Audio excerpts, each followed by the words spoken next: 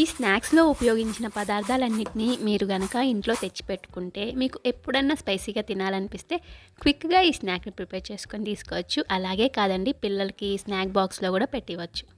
మరి రెసిపీ చూసేద్దామా? పాన్ లేదా కడాయి మీకు ఏది అందుబాటులో ఉంటే అది తీసుకొని పొయ్యి మీద పెట్టేసుకొని ఇందులోకి 1 టేబుల్ స్పూన్ నెయ్యిని వేసుకోవాలి. ఇక్కడ నేను గుప్పెడంతా జీడిపప్పును వేసుకుంటున్నానండి. ఈ క్వాంటిటీస్ అనేది మీరు కావాలంటే పెంచుకోవచ్చు. ఈ జీడిపప్పులు వేయించుకోవాలి. కొంచెం లైట్గా కలర్ చేంజ్ అయ్యేంత వరకు వేగిన తర్వాత ఇందులోకి 1 కప్ మరమరాల్ని వేసుకోవాలి.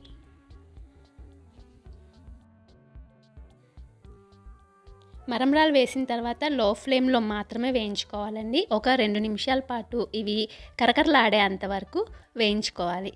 ఇప్పుడు ఇవి వేగిపోయిన తర్వాత ఒక గిన్నెలోకి తీసుకోవండి. ఇవి చేత్తో తుంచితే కనుక సౌండ్ వస్తుందండి. అప్పుడు గిన్నెలోకి తీసేసుకోండి.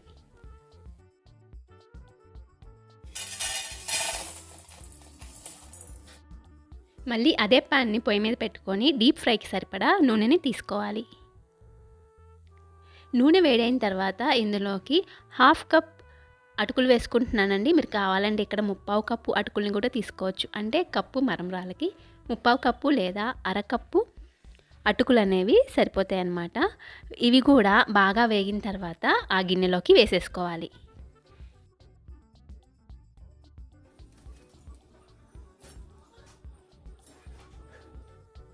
ఇదే నూనెలో కార్న్ఫ్లాక్స్ని కూడా వేసుకొని వేయించుకొని తీసుకోండి.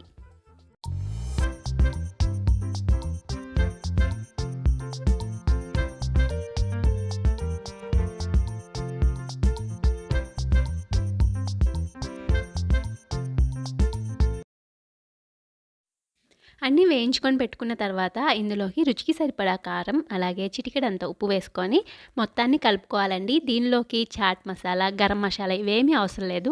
జస్ట్ మీరు పచ్చి కారం అలాగే కొంచెం ఉప్పు వేసుకొని తింటే చాలా టేస్టీగా ఉంటుందండి, కమ్మగా ఉంటుంది. నేను చెప్పినట్టు ఒకసారి మీరు ప్రిపేర్ చేసుకొని చూడండి, చాలా టేస్టీగా ఉంటుంది. ఒకసారి చేసి పెట్టుకుంటే మీకు ఇది వారం రోజులు నిలవ ఉంటుందండి. పిల్లలకి స్నాక్ బాక్స్లో కూడా పెట్టివచ్చు.